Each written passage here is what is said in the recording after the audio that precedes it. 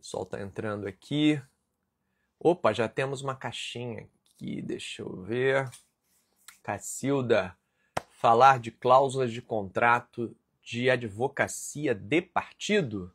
Boa, Cacilda. Vamos lá, vamos começar então essa manhã de quarta-feira batendo esse papo aí sobre contratos, formas da gente contratar os serviços de advocacia e advocacia de partido, sendo aí uma das formas que a gente muito utiliza, né? Eu, no início da minha carreira, logo nos primeiros meses após me formar, tive a felicidade naquele momento, foi muito bom para mim ter um contrato de advocacia de partido que era bastante significativo. Ele me ajudou a estruturar a minha advocacia, me permitiu dar passos maiores, porque eu tinha ali uma regularidade, né, uma renda regular. A advocacia de partido tem essa característica, né, de ser uma advocacia em que você recebe mensalmente pela prestação de um certo tipo de serviço, uma certa quantidade de serviços, ou por área, ou por processos, né, por pasta de processo, ou por quantidade de horas prestadas. Enfim, nesse meu contrato, por exemplo, não era quantidade de processos, era por quantidade de horas dedicadas. Era até em quantidade de processos. Eu lembro que assim, era uma carteira que eu atuava sozinho nela, nessa advocacia de partido. Era eu e eu tinha um estagiário compartilhado, e eram aproximadamente 1000 processos que eu tinha que representar ali. Foi bastante intenso, mas foi um aprendizado incrível, foi uma excelente experiência. Mas vamos lá.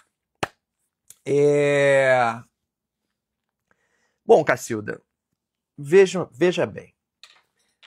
Qualquer contrato que a gente tem, que a gente possa enquadrá-lo como trato sucessivo, o que é o contrato de trato sucessivo? Aquele contrato em que as obrigações das partes elas vão se renovando periodicamente. E a advocacia, o contrato de advocacia de partido, tem essa característica, né? Um contrato em que eu presto o meu serviço periodicamente e eu recebo por essa prestação de serviço também ali dentro daquele mesmo período. Então, a cada período, esse contrato, as obrigações desse contrato, não o contrato em si, mas as obrigações desse contrato vão se renovando.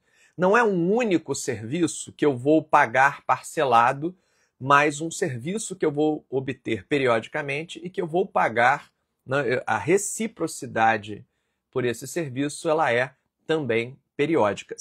Assemelha-se, né, a um contrato de locação, que também tem ali a periodicidade em trato sucessivo, a um contrato de trabalho, que também tem a periodicidade em trato sucessivo.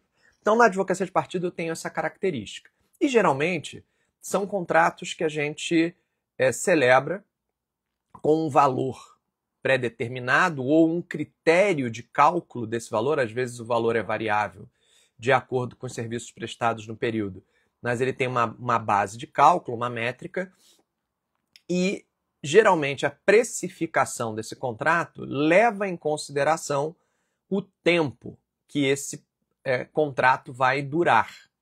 Então, se é um contrato por prazo, que nasce por prazo determinado, por exemplo, esse contrato é de 1 ano, e dentro desse 1 ano eu vou ter prestações periódicas sucessivamente sendo realizadas.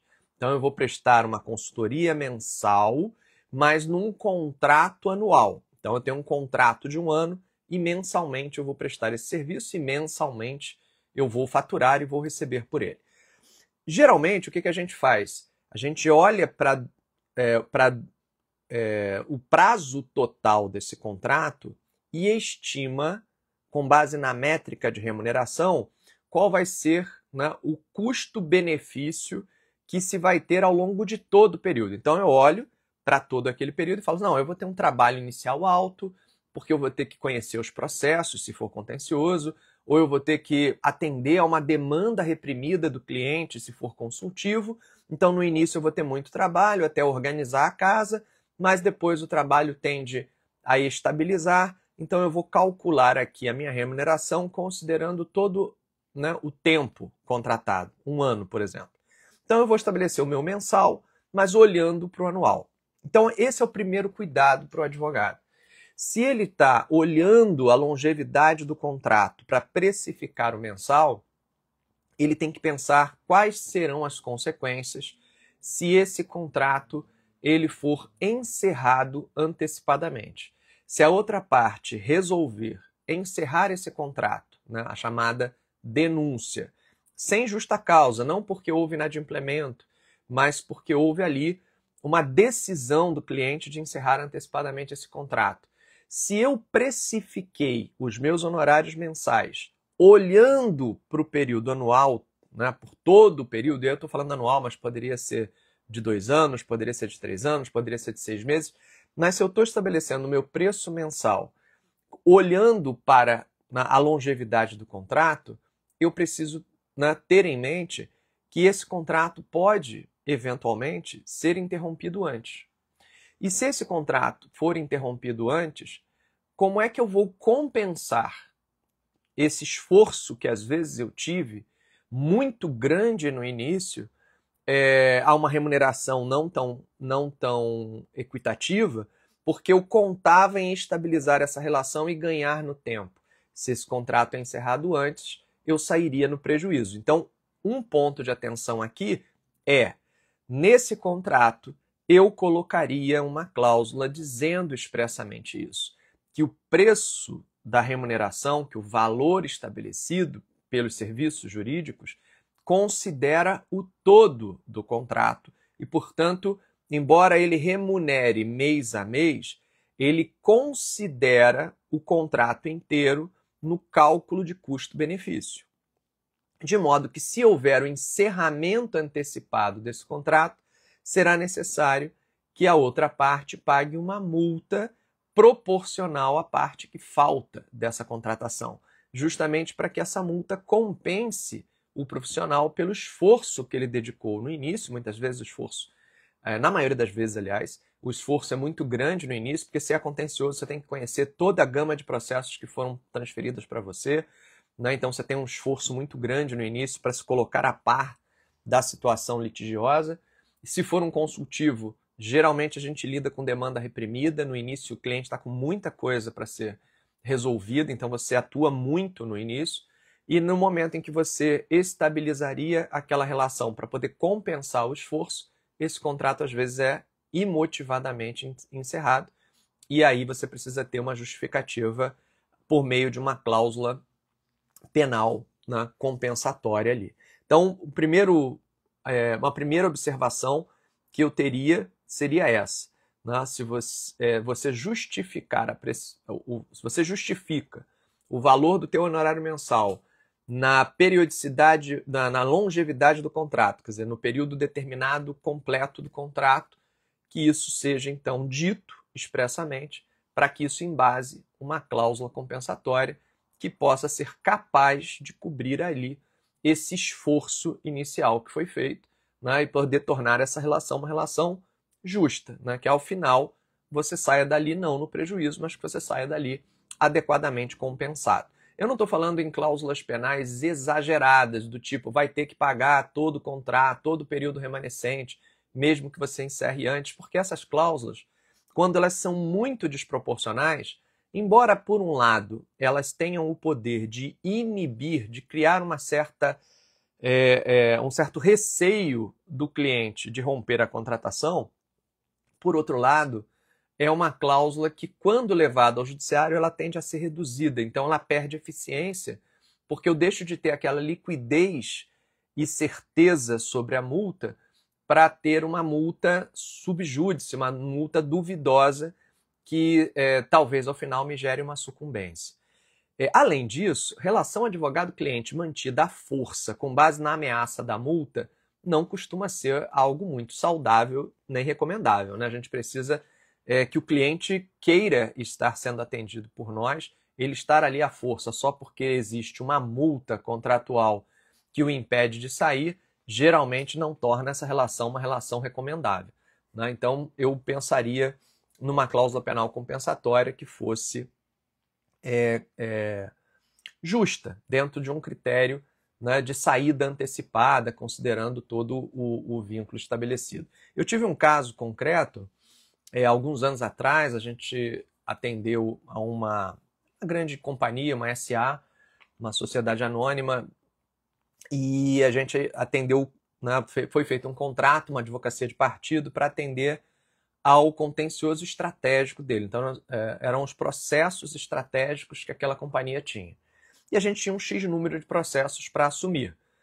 E havia ali, da nossa parte, uma proposta, nós, né, propusemos que houvesse um valor inicial mais alto para que a gente pudesse tomar conhecimento aprofundado de cada um daqueles processos, até porque eram processos estratégicos e não processos repetitivos. Então, a gente tinha uma cobrança de um valor inicial antes de entrar no valor mensal regular, né? Então, aquele valor de start para cada processo que nos fosse encaminhado. E aí foi negociado por parte do cliente que esse valor fosse retirado ou que fosse reduzido. E nós ponderamos o seguinte, olha, na negociação eu ponderei o seguinte, olha, tudo bem, só que para eu poder diluir esse meu trabalho inicial no tempo, eu preciso ter a garantia de que esse contrato vai ter uma duração de pelo menos X meses. Porque aí o valor mensal compensa o esforço inicial. Se eu não tenho isso, eu faço um esforço muito grande e o contrato termina daqui a 3, 4, 6 meses por algum motivo não justificável, apenas por uma decisão de negócio, eu fico numa situação extremamente desigual. Né? O contrato vai apresentar uma onerosidade excessiva para mim.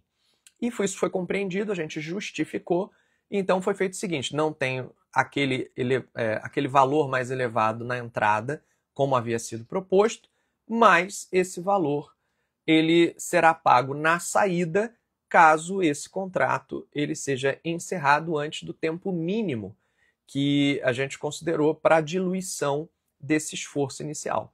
E aí foi excelente que a gente tivesse feito isso realmente, porque o que aconteceu é que alguns meses depois, não me lembro exatamente quanto tempo depois, mas algum tempo depois, essa companhia teve uma mudança de diretoria, e nessa mudança de diretoria, a nova diretoria jurídica resolveu unificar os contratos de serviços jurídicos e levar o contencioso estratégico para dentro de um contrato maior de contencioso de massa que eles tinham lá com outros, que eles teriam ou tinham com outro escritório. E aí, nesse movimento de consolidação, eles encerraram antecipadamente o nosso contrato. Quer dizer, se eu tivesse aberto mão, para pegar aquele cliente, aberto mão do valor inicial de horas necessárias para tomar pé dos processos, considerando o tempo do contrato, e não tivesse me precavido de ter ali uma cláusula penal que me compensasse na saída devidamente justificada, eu teria saído ali no prejuízo. Eu teria envidado um esforço muito grande no início e eu não teria tido tempo para obter o retorno necessário para aquele esforço. Como a gente tinha precificado isso, a outra parte estava ciente da precificação, isso foi claramente negociado, não tivemos nenhum problema, a compensação foi paga, o contrato foi encerrado e seguimos amistosamente, são pessoas com que a gente guarda relação de respeito, de amizade, etc. e tal. Foi uma decisão estratégica deles de consolidação de posição de mercado e para a gente funcionou muito bem. Então, esse seria um cuidado que eu recomendaria, né? Tenha essa atenção, esse ponto de atenção.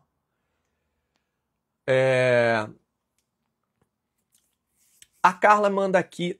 Bom, deixa eu só fechar aqui. Então, Cacilda, genericamente, falando de uma advocacia de partido, esse seria um ponto de atenção que eu teria. Um segundo ponto de atenção, rapidamente, é que esse contrato ele precisa considerar, eventualmente, oscilação de volume de trabalho, tá?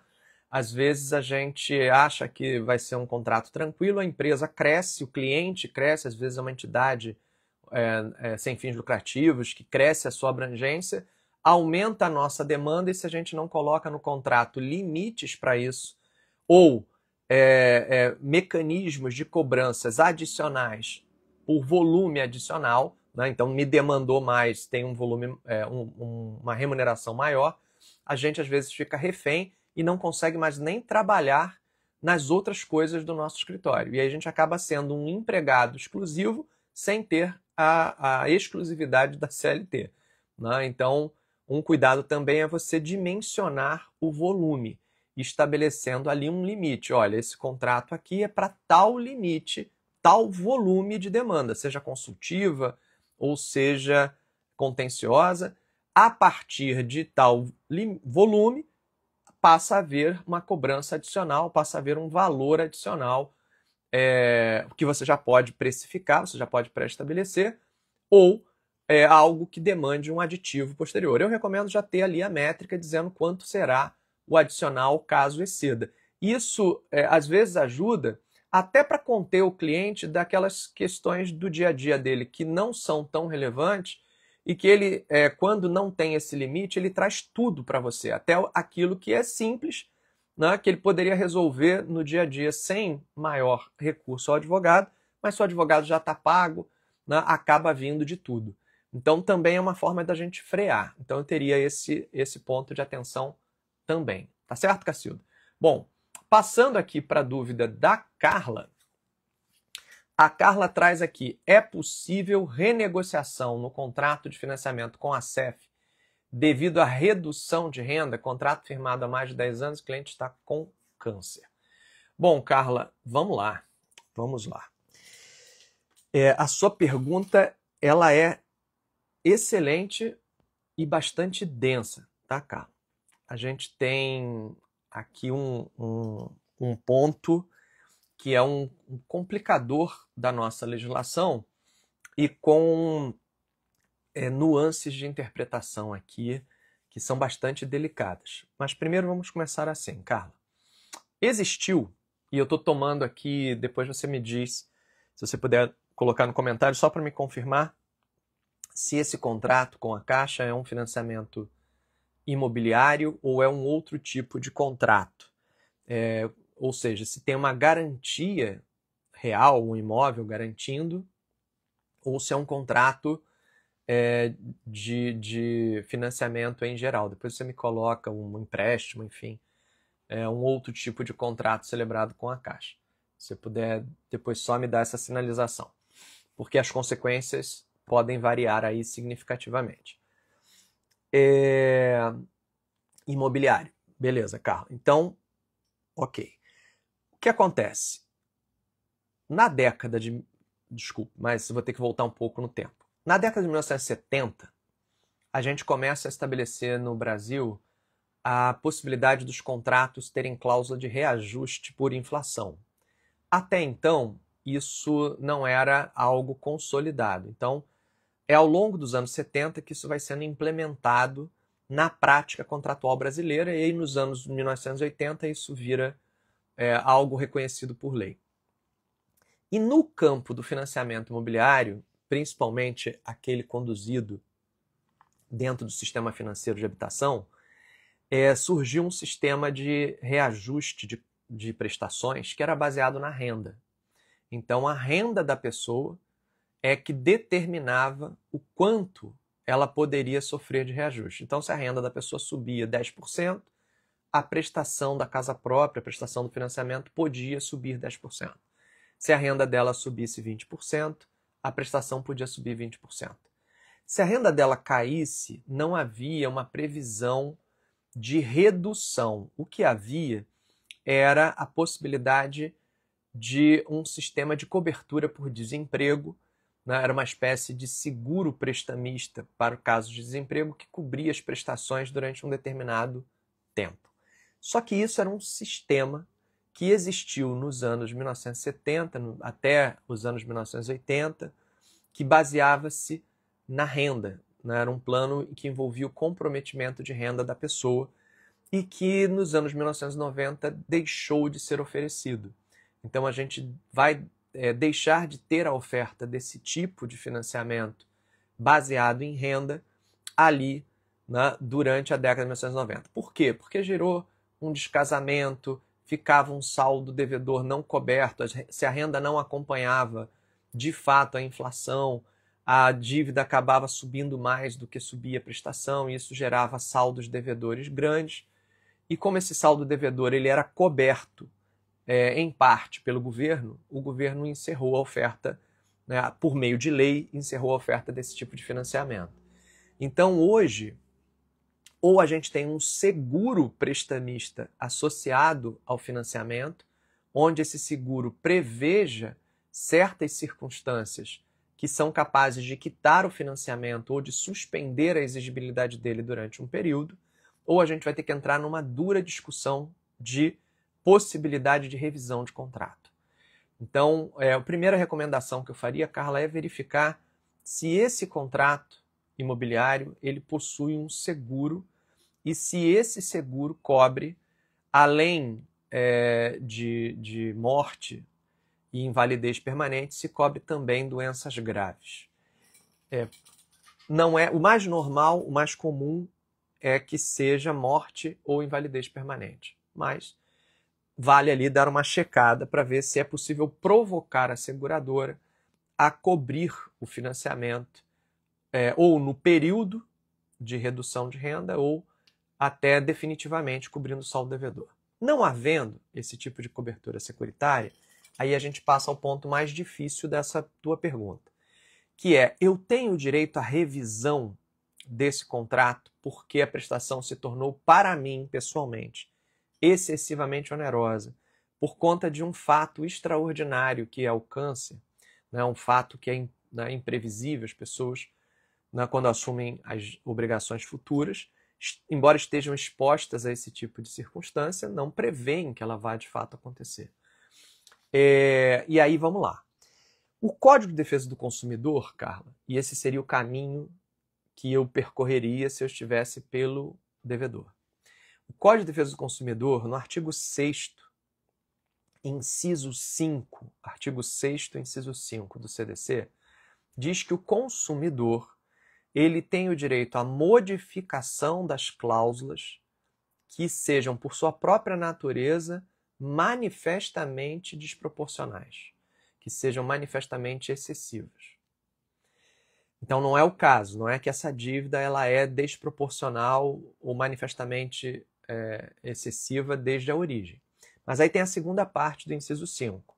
Ou a sua revisão, o consumidor tem direito à revisão da obrigação, da prestação, quando por um fato extraordinário a prestação se tornar excessivamente onerosa. Quando por um fato extraordinário a prestação se tornar excessivamente onerosa. Se a gente recortar essa parte desse inciso 5, desse artigo 6º do CDC, a gente pode então dizer o seguinte, que esse mutuário ele foi surpreendido por um fato superveniente e extraordinário. Não era risco próprio, né, do negócio que ele viesse a ter câncer.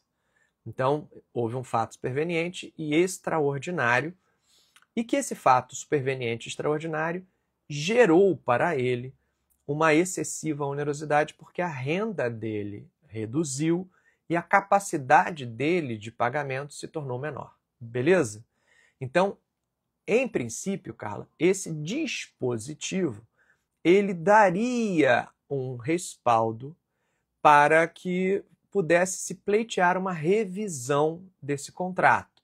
Uma revisão em qual sentido? Nesse caso, como não é a dívida que se tornou mais cara do que o imóvel, né, do que o bem adquirido, do que o empréstimo efetivamente tomado, mas sim a capacidade de renda do consumidor, que foi reduzida, a hipótese de revisão aqui tenderia a ser uma hipótese de recálculo das prestações, com redução do valor nominal da prestação mensal e alongamento da dívida. Então você reduziria o valor mensal e alongaria a dívida, ou você suspenderia a exigibilidade das prestações durante um período mais crítico e retomaria essas prestações ao final do contrato. O problema, Carla, é o seguinte, é que essa tese, esse tipo de pedido, costuma ser contestado pelo agente financeiro ao argumento de que a excessiva onerosidade aí não é do contrato. Não é o contrato que se tornou excessivamente oneroso, mas é a pessoa, a circunstância da pessoa é que tornou aquela prestação difícil de ser paga. Então, eu tenho uma situação em que o devedor é que, por uma circunstância personalíssima, não está conseguindo honrar o compromisso. Não é uma questão do contrato, não é a prestação que se tornou desproporcional em relação ao custo-benefício em si. E aí, o credor costuma dizer o seguinte, que a revisão do contrato é para contratos doentes, onde o contrato se apresenta desproporcional, e não para contratantes doentes, onde a capacidade de pagamento do contratante é que se tornou insuficiente. A gente viveu muito essa discussão durante o período crítico da Covid-19, em que muitas pessoas perderam o emprego ou tiveram redução de renda e tinham dificuldade de cumprir os seus financiamentos. E a briga era exatamente essa. Eu perdi minha capacidade de pagamento por uma circunstância que afeta a minha pessoa, mas o contrato em si, custo-benefício contratual, permaneceria equitativo. Caberia revisão aqui? Bom, a gente vai encontrar decisões favoráveis e decisões desfavoráveis quando a gente olha o histórico da jurisprudência. Decisões que apoiaram o consumidor, permitindo um alongamento dessa dívida com uma readequação da prestação, e decisões que negaram, entendendo que aquele seria um risco exclusivo do consumidor e não um risco do contrato. Mas nessas circunstâncias, Carla, eu tentaria. Até porque a alternativa seria simplesmente a perda da capacidade de pagamento e execução da garantia, e aí a pessoa, além de doente, ainda perderia a sua moradia ou perderia o imóvel que ela, de alguma forma, investiu. Então, até porque esse pedido vai dificultar que ocorra uma execução dessa garantia, e a execução dessas garantias hoje, por serem extrajudiciais, elas correriam muito rápido. Então, você ter uma ação dessa, às vezes com uma tutela concedida para um depósito parcial do valor da prestação, vai segurar o teu cliente no imóvel, vai segurar o teu cliente na moradia e manter a capacidade dele, pelo menos, de um pagamento parcial, embora não dê para garantir que essa decisão, ao final, vá ser de fato procedente por conta dessa divergência.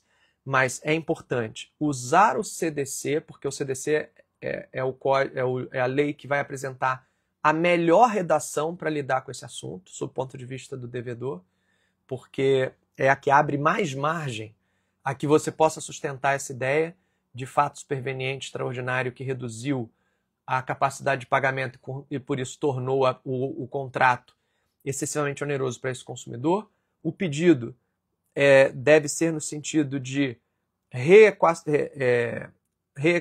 redefinir essa prestação mensal para um patamar que ele seja capaz de arcar, ainda que signifique um alongamento nessa dívida, né? Ainda que signifique um aumento final de prestações. Isso seria mais vantajoso para o consumidor do que simplesmente o inadimplemento e a execução imediata da garantia, tá? Mas é uma discussão complexa por conta disso. Tem até um artigo do professor Gustavo Tepedino que foi publicado no Consultor Jurídico, ou foi no Consultor Jurídico ou foi no Jota, não me lembro qual das duas revistas, mas no período da pandemia, no ano de 2020, em que ele fala sobre essa questão da doença do contratante e da doença do contrato, e dos mecanismos de revisão contratual por meio, né, do uso, né, da teoria da imprevisão, da excessiva onerosidade, da teoria da base.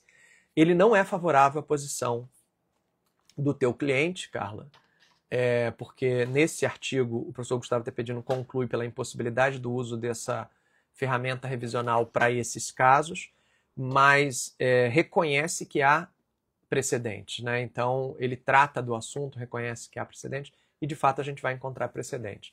Eu tentaria esse caminho, pediria, né, uma tutela protetiva contra os mecanismos de execução extrajudicial, faria uma oferta de pagamento do valor já reduzido, né, dentro de um patamar que ele seja capaz de arcar para demonstrar boa-fé, né, e para dar mais segurança ao julgador de conceder a tutela, e arriscaria esse caminho. Porque pode ser que saia dali um acordo com o banco, e se não sair um acordo, pode ser que isso gere uma decisão favorável, ou pelo menos uma solução de médio ou longo prazo. Tá certo? Carla, uma última observação é assim, tem a questão do superendividamento, né? Do consumidor que fica superendividado, nesse caso ele teria ficado superendividado por conta da doença, mas o problema do superendividamento é que, embora o CDC apresente a solução do pedido de renegociação por endividamento, por superendividamento, o legislador acabou excluindo da revisão por superendividamento os contratos bancários de financiamento garantidos por garantia real, que é justamente garantia, nesse caso, garantia real imobiliária.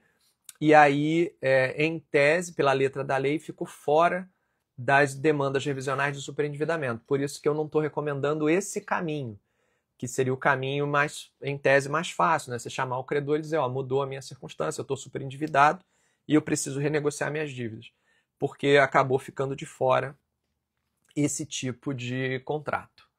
Tá certo? Espero aí que você tenha sorte nessa demanda, que seja possível ali salvaguardar da melhor forma possível os interesses do teu cliente.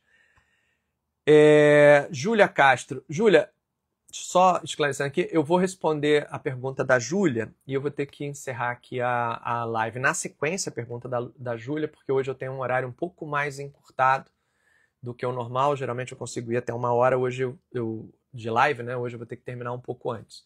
Então, Júlia, vamos lá. Professor, contrato de compra e venda dos direitos de uma patente. Quero inserir cláusula com pessoa a declarar para alterar o polo depois que for deferido o pedido no INPI, mas o pagamento será agora. É possível inserir essa cláusula mesmo que o negócio já tenha alcançado o seu objeto? Daqui a 5 anos, por exemplo, qual seria o efeito dela? Consideraria doação em relação ao que foi pago? Bom, Júlio, não sei se eu entendi perfeitamente a questão da doação, mas vamos lá. Eu posso ter uma cláusula com pessoa declarar num contrato de compra e venda de uma patente? Posso. Eu posso ter essa cláusula sim, presente nesse contrato. E a cláusula com pessoa declarar, ela precisa ter um prazo pré-determinado. Se a gente não colocar o prazo objetivamente determinado, a gente vai cair naquela cláusula de 5 dias. E aí a cláusula não serve para nada. Se eu só tiver 5 dias para nomear a pessoa sob pena de ineficácia, sob pena dela perder o efeito, não resolve, né? Então, nesse caso, você precisa colocar um prazo compatível.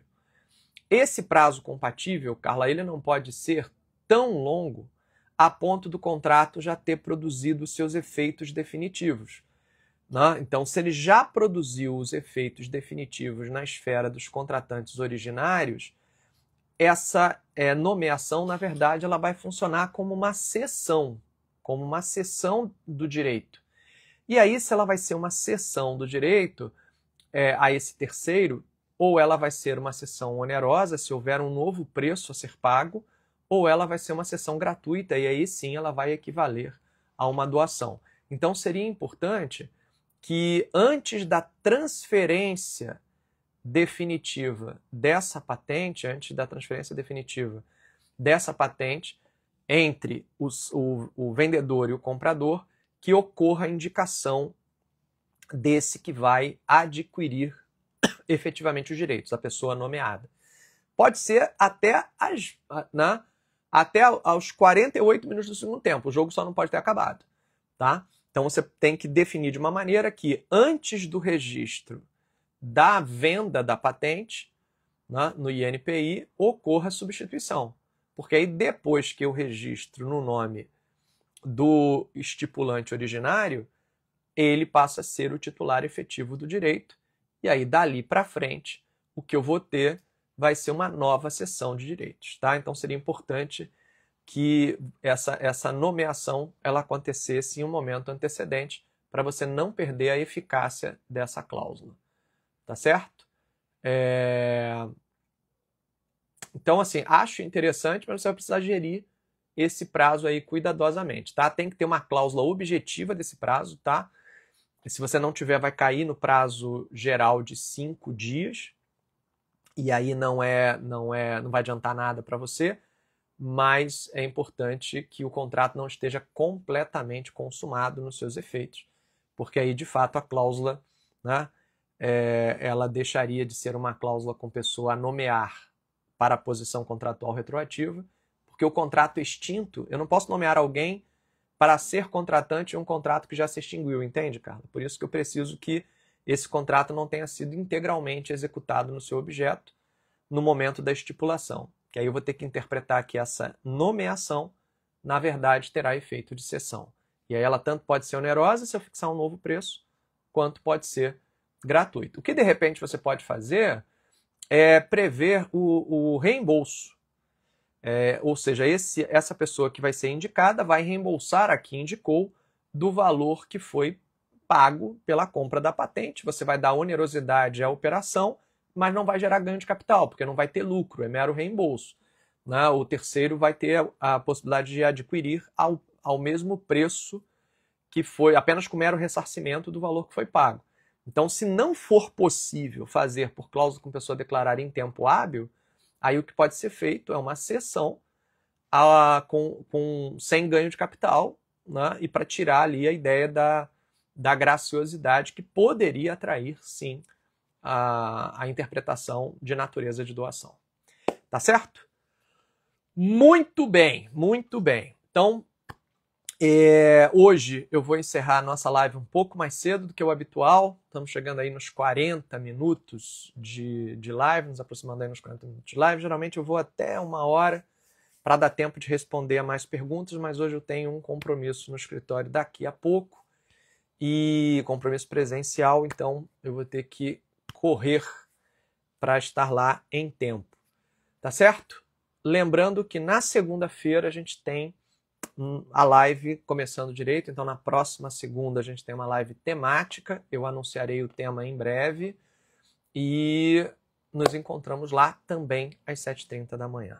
Agradeço muitíssimo a participação de todos vocês, especialmente, né, da Cacilda, da Júlia e da Carla, que enviaram aí as suas perguntas, tá?